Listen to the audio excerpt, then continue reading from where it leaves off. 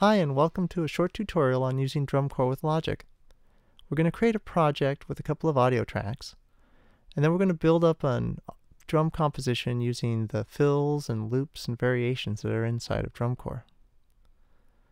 So here I'll add 2 stereo audio tracks to accommodate these loops and fills and great content that's inside of DrumCore.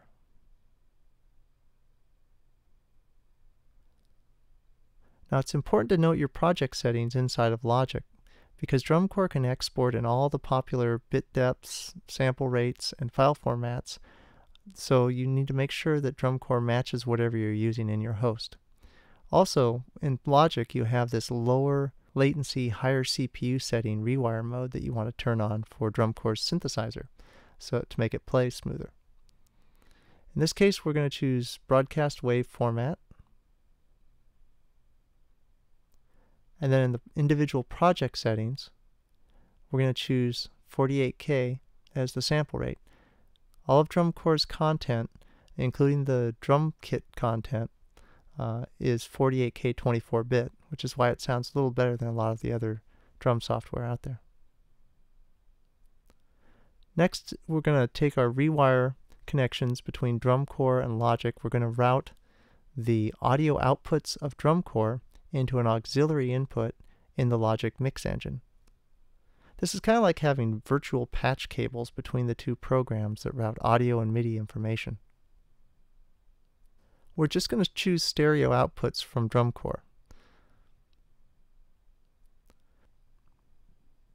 The DrumCore MIDI synthesizer can send separate stereo or mono outputs from every pad, but in this case we're just going to use loops for now, so we're just going to use stereo. Now we need to go choose our DrumCore preferences. As mentioned before, they have to match what's going on inside of Logic in terms of sample rate, bit depth, and file type.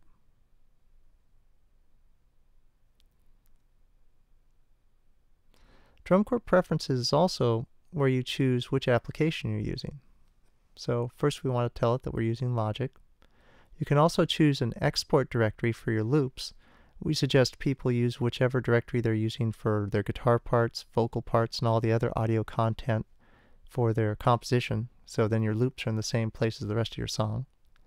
And there's also modes for exporting multitrack MIDI if you want, and also for loading up the DrumCore synthesizer with all its samples all at once. Now we're going to sync to tempo.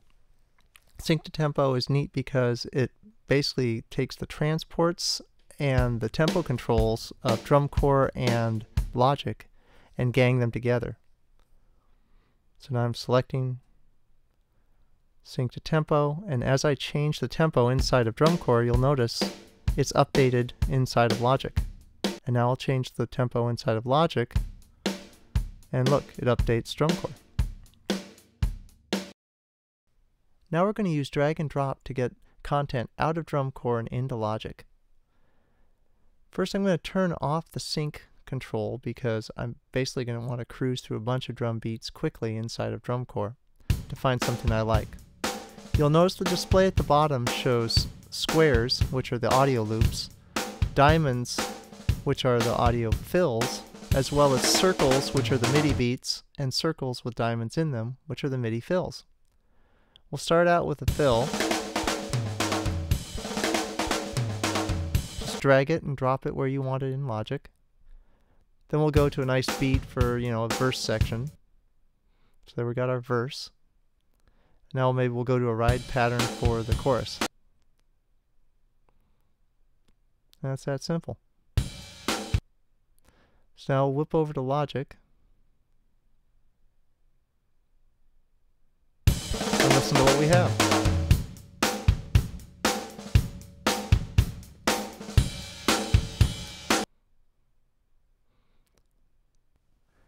Now we're going to add some extras that you do when you want to transition from one part of a song to another. So in this case I'm going to add a cymbal crash. So I use the More button, and I look through the database for all the crash cymbals from Matt Sorum so that it matches the loop, and I just drag it up there, and now we can listen to our drum composition.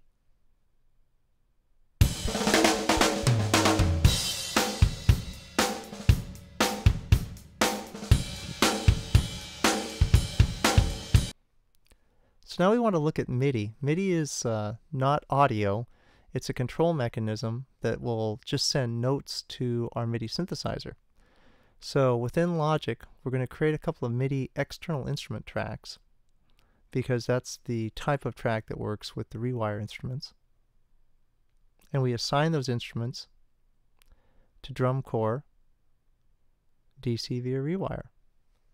So now any MIDI on those tracks will be sent again through these virtual patch cables to the MIDI inputs on DrumCore's MIDI drum synthesizer. So we're going to go find some beats, just like we did with the audio. I'll turn off the audio button so I don't have to look at any of the audio content. And I'll also turn off the loops button so all I see is fills, and then I'll drag a MIDI fill up there.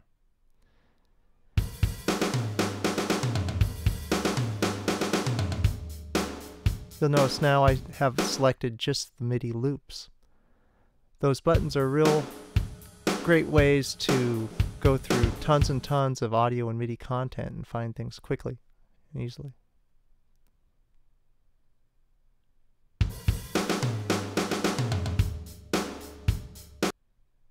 So now since it's MIDI, we can change the drum kits inside of the DrumCore MIDI synthesizer. So if we want an electronic beat, we can go that route.